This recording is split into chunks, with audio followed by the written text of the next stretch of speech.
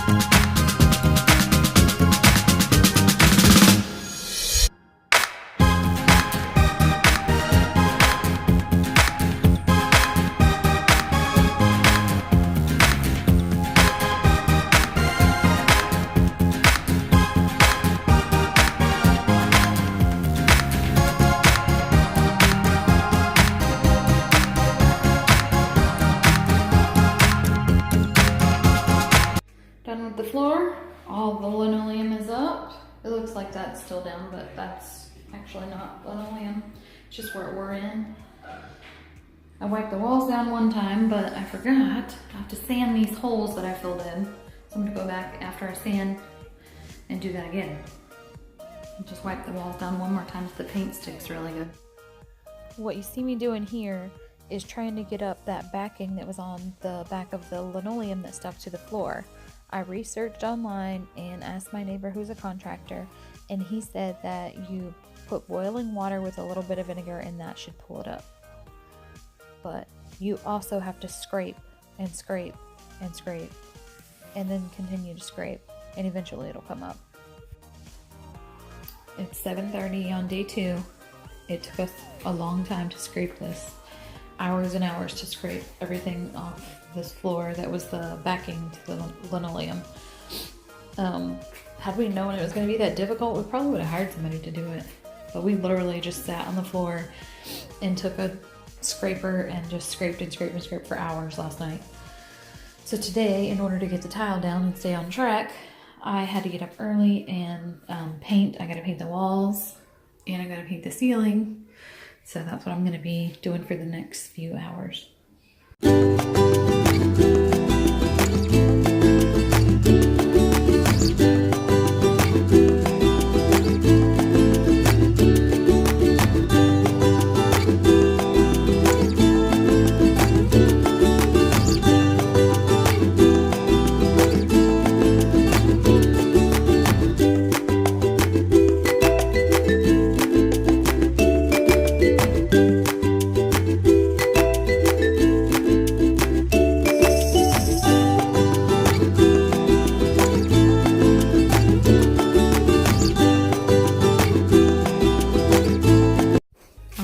Today is grout, build the shelves, and put everything back in. Hopefully we'll get it done. So this paint is left over from when I did my bathroom a couple months ago. When I opened the can, it was this color. I almost panicked. I stirred it for like 5 minutes and now it's this pretty gray color that we're gonna paint these boxes. The 3 of them.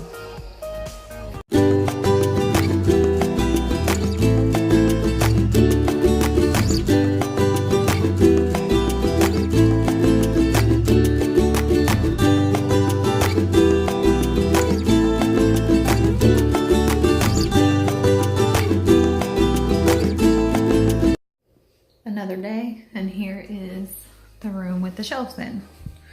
Still no washer and dryer. Waiting on the cabinet that we're gonna put right here, and then I can make the shelves on each side for that. But I made these shelves and put them in. And I love them, except I don't like all of this stuff. Like this right here, and this knot, and the wood grain, I don't like it.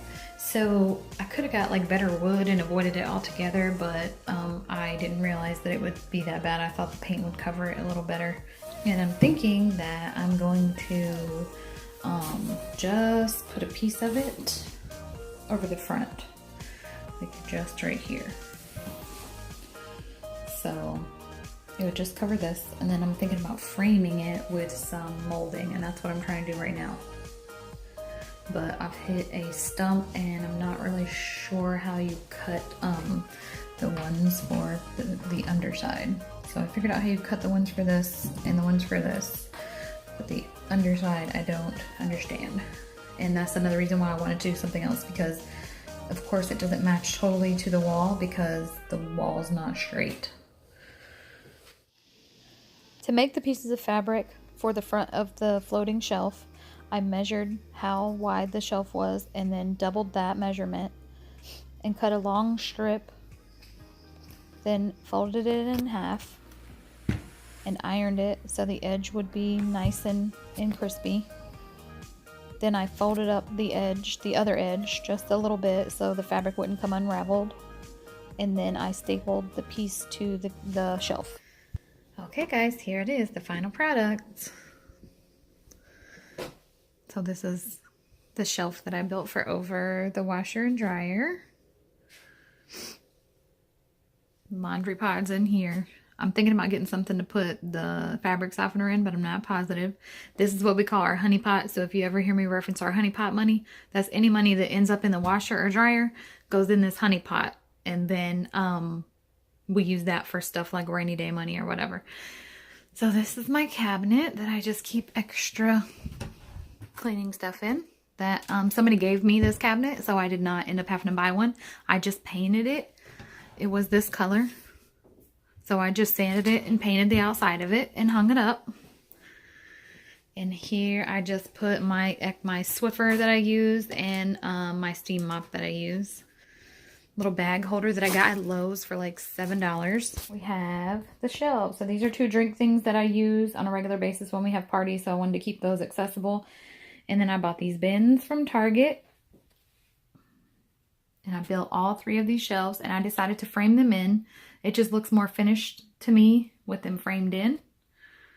And then I bought this little hanger right here to put the mops and brooms on.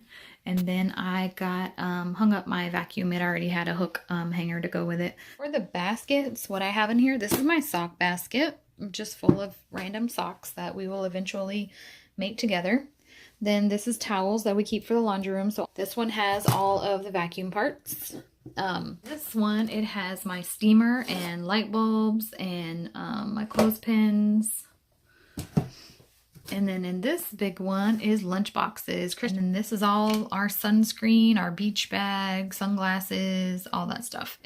So the way this project came about was a couple of months ago, we redid our bathroom and my husband kept saying the next thing I want to do is tile the laundry room floor. And I was like, okay, cool. But I'm so extra, I cannot just tile the floor. So that turned into, well, if you're going to tile the floor, then I want to paint the walls. Well, if we're going to paint the walls, then I'm going to want to redo all the shelving. Well, if we're going to redo the shelving, then I'm going to put a cabinet in there. So that turned into this whole great big thing. And then my husband didn't want any part of it. So he ended up not doing any of it at all, which is perfectly fine because I wanted to do it myself so I could learn how to do some things. So with the help of our neighbor letting us borrow tools and Cliff, who cut the tile for me and helped me get the measurements for the tile, then I was able to do this pretty much on my own. I'm afraid of the saw. Otherwise, I would have cut the tile myself. I probably would have wasted a bunch of tile with the measurements and everything, but I would have figured it out eventually. The other thing is the corners where I edged the molding, where you have to do the molding out of 45 and put it together. I suck at that. I got the first part, the top rail and the side piece right, and then the bottom one, I just could not figure out how I was supposed to cut that. So I used Pinterest a lot and pinned a lot of stuff on Pinterest that I liked. And then just getting out and shopping and seeing what I wanted and what I liked and what was the most cost-effective way to do this, because I did not want to spend a whole bunch of money. I tried to use everything that I already had here at the house. So as I said before, it only cost me $85 to redo this. I already had the paint. I just had to buy the brushes and rollers for the paint. The cabinet was given to me. All the wood I got at Home Depot and had them cut it down to how I wanted it and what size and all that stuff. What I did was I drew out a plan. This is my plan. It's rough, but it's mine. So all I did was kind of had like a picture of how I wanted it done, and then I came in the room and I measured everything to see what links I would need of each thing. And then I went to Home Depot one day and didn't buy anything. I just looked at all the different building materials they had, and I figured out what would be the most cost-effective way for me to build these shelves, because I was like, yes, I want real shelving in there. No, I don't want wire racks, which is what was in here before. And those plastic shelving things that we had in here before, I hated those too. Didn't want anything like that, so just went to Home Depot and kind of scouted out everything they had to see what would be right for my project. I also knew that my skill level is really low, so I was not going to be able to cut a bunch of pieces and all that other stuff. With everything that I did here, it only cost me $85 minus the white baskets. The white baskets, I got them from Target. They were $60 for those baskets, and I actually need one more to go on that top shelf. Thanks for watching, guys, and I'll see you next Friday.